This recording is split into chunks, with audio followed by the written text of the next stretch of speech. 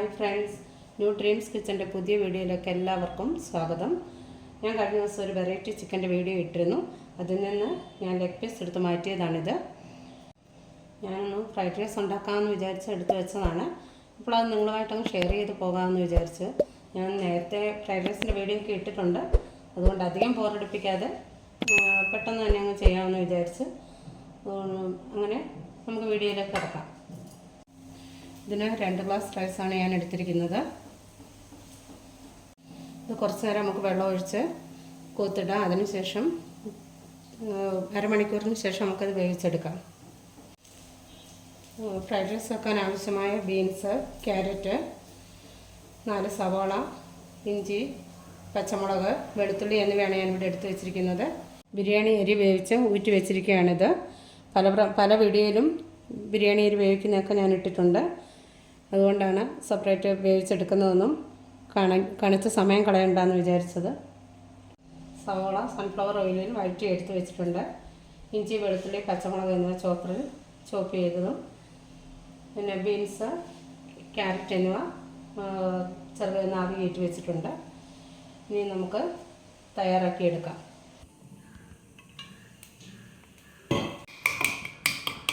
മുട്ടയാണിത്.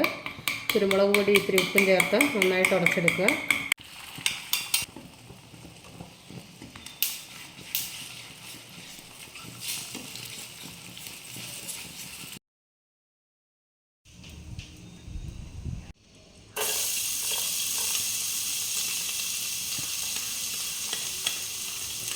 ഇഞ്ചി, വെളുത്തുള്ളി ചോപ്പ് ചെയ്തത് നെയ്യിലേക്ക് ആദ്യം ഇട്ട് പച്ചമണം മറന്ന് വരെ വഴറ്റുക.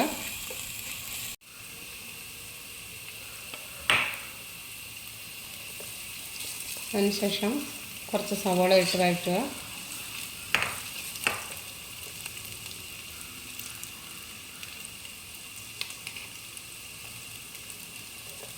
ബീൻസും ക്യാരറ്റും ഇടുക.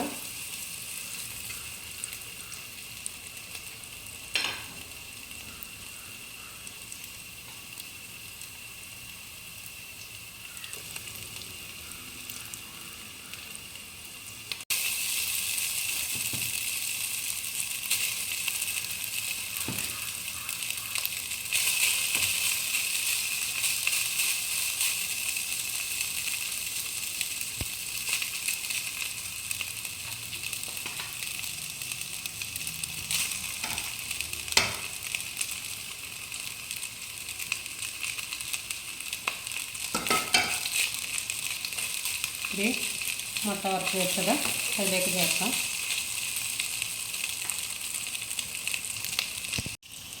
അതിലേക്ക് ഇത്തിരി സോയാ സോസ് ആഡ് ചെയ്യുന്നുണ്ട്.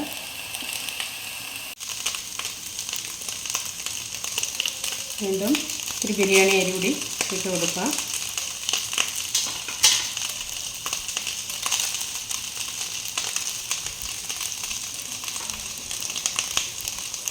ഇനി നമുക്കതിലേക്ക് ഒരു ലെഗ് പീസ് വെച്ച് കൊടുക്കാം.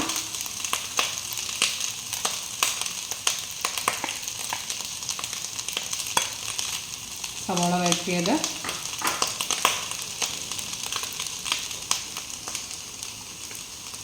ഇനി ക്യാരറ്റും ഗ്രീൻ പീസും കൂടി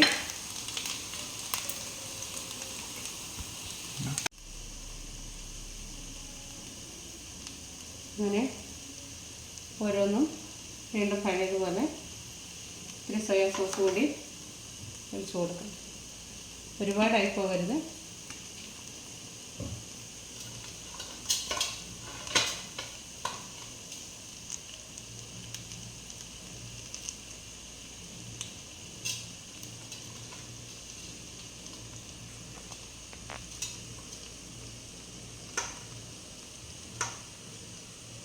വീണ്ടും ഒരു ലെഗ് പീസ് വെക്കുക.